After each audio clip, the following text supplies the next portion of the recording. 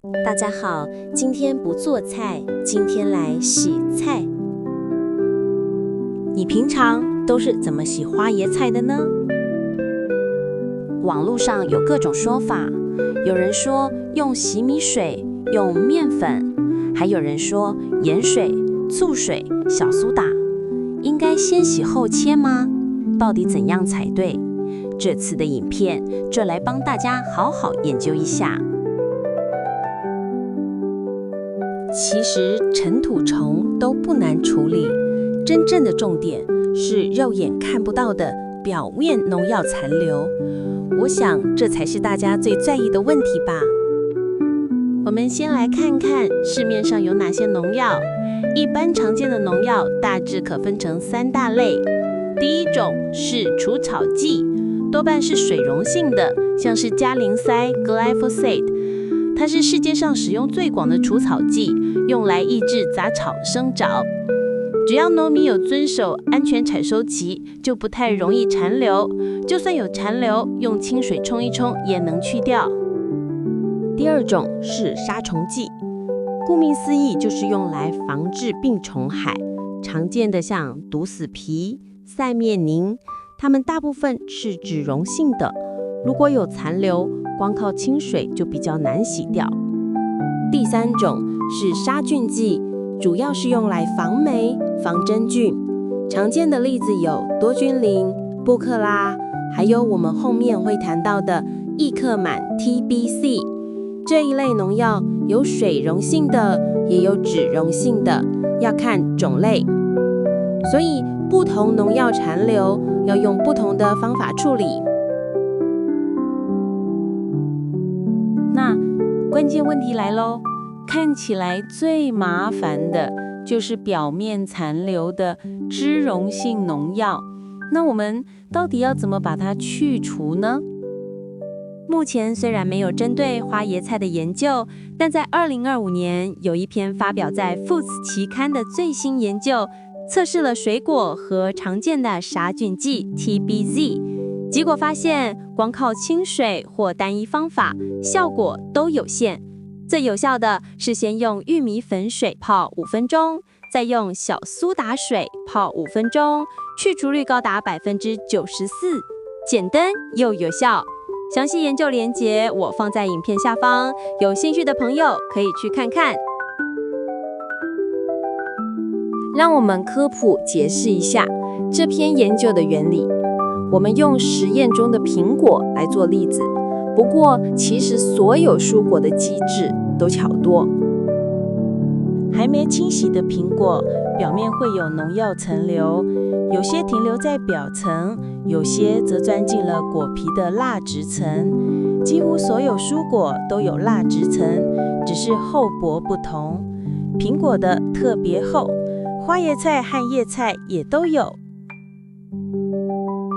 第一步，淀粉军团登场了，像是玉米粉水，它能透过物理吸附，把表层的农药带走，有时甚至会有化学吸附。研究中发现，玉米淀粉因为分子势小，接触面积大，效果最好，能比米粉或面粉吸附更多农药。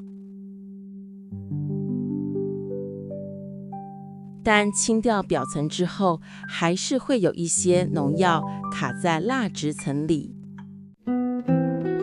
这时候，小苏打水出场啦，它能分解果皮的蜡质层，让里面隐藏的农药释放出来。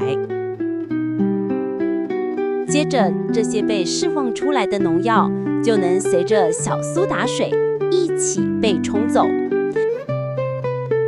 最后还你一颗干干净净的蔬果。研究显示，用这个方法可以去掉高达 94% 的表面农药残留，效果非常显著。不过在现实生活中，每种蔬果、每种农药的特性都不太一样，那该怎么洗花椰菜呢？以下的方法是综合这篇研究的发现，以及台湾卫福部食药署和农委会的公开建议整理而成。步骤很简单，先泡玉米粉水，再泡小苏打水，接着用流动清水冲5分钟，最后配合搓洗和切块。那么接下来我们就实际操作看看吧。首先简单冲洗一下，我会把花椰菜倒着放，让水从根部和枝叶的缝隙冲进去，一边转一转，晃一晃，把表面的灰尘和泥土先冲掉。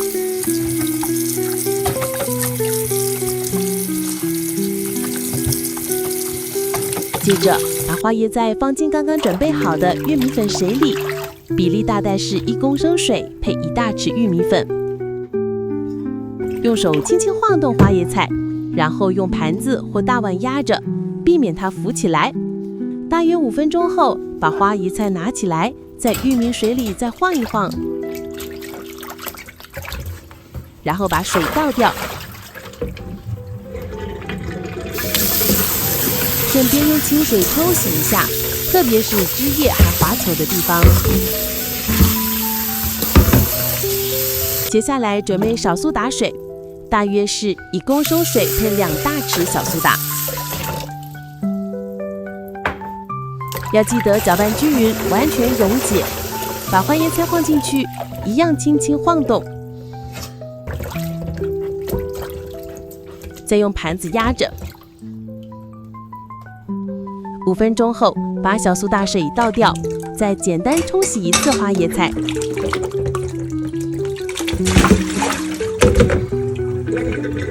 然后在盘子里装满水，把花椰菜和盘子放进去。这次水龙头不要关，留个筷子粗细的小水流，让它持续冲大约5分钟。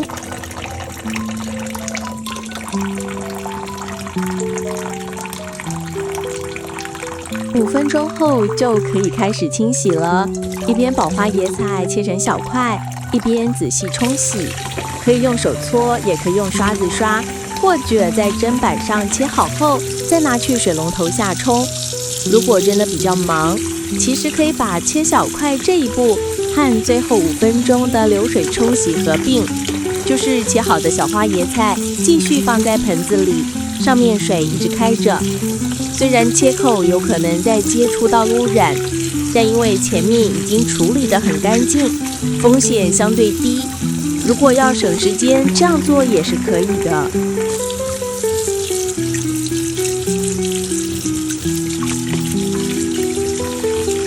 最后用另一盆干净的清水或过滤水，把所有花椰菜再搅拌冲洗一次，就完成了。这时候就可以拿去蒸或者做其他料理。可以参考我之前电锅蒸花椰菜影片。